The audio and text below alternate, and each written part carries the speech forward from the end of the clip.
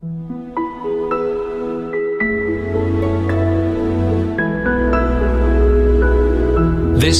is Classic FM. Touring seems to be a big part of your life. Yes, pretty much all. I was going to say pretty much the whole year. So life on the road agrees with you. I don't know, but I better agree with life on the road because that's what I have to do right now. And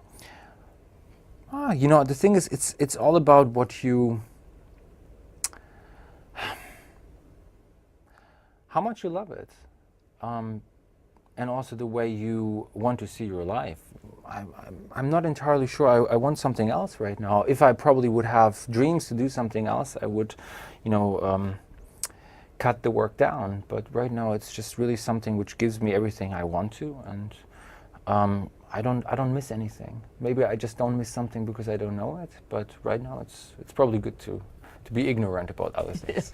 I mean, you've said in the past that, as a teenager, so much happening for you that you just found it a little difficult at times and just needed to take some time out and do something different. Think everybody who starts very early and performing very early and, having one parent or sometimes even two parents being ambitious for you, probably can understand the situation that at some point you have to figure out for yourself if this is something you really want to do. You start so early with certain instruments that really nobody actually ever takes the time to ask, is this something you want to do for the next 50 years? So I think it was a quite smart move to really take a break when I was 18, almost 19, and to question if it was something I do well or if it was something which I like doing, because those are two different things. And I came to the conclusion that this is really something I enjoy. And sometimes this gets lost under pressure, and I needed to take that away in order to have fun again with it. And away from music, and when you're not practicing recording or playing live, what keeps you amused? There's nothing else. It's all consuming. It is not consuming, but you get the thrill from writing something. I mean, when you're in the studio, when you're on the road, or when you play a show and you have great musicians on stage, I mean, it's probably the most beautiful moment. I think if you don't get joy and energy and passion out of these moments, then you better look for something else to do. And do you get much time to enjoy listening or seeing other musicians, or listening to music that you want to listen to? I like going to live shows. If I have the time, I like to go see, obviously recitals, operas, even violinists occasionally. But I got a good advice once that the more you listen to other musicians, especially violinists, the more you, without even knowing it, start being influenced. And the violin is such a personal thing, the way you phrase, the way you use the vibrato, it is your voice. And the more you listen to other, even great violinists, the more you adapt something which is not you. You have to make up your own mind what to do with the sound and with the piece. So I haven't listened to a violin recording in maybe 15 years. I went to shows, but not recordings. Singers you can listen to as an instrumentalist.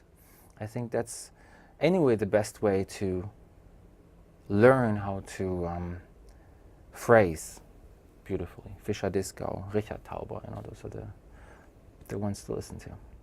You mentioned right at the beginning, David, about sort of how Kreisler helped make and Beethoven as well to in a different way, making music accessible. And I just wondered, with all your fans who've been to see you with the kind of rock-inspired concerts and albums, what are you hoping their reaction is going to be when they see, David's, it's done Beethoven and Kreisler? Well, I've recorded classical CDs before. They weren't necessarily released here in the UK, but in GSA, Germany, Switzerland, Austria, and I did the Mendelssohn Concerto about 2.5 years ago, and the reaction has been really, really nice. That's why I'm following up with the Beethoven Concerto, which is obviously one of my favorites. And luckily the record did very well in GSA, and now they're doing the Beethoven also in the UK and in America. And I can only say we just sold about 200,000 copies of the Beethoven in Germany.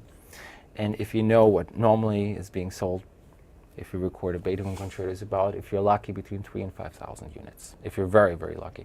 So I feel very honored to be the one who can actually present the Beethoven concerto the first time to about 195,000 people. I think that's a big responsibility, but I think I'm up for it. We wish you every continued success, David. Thank you very much for your time. Thank you. Thank you.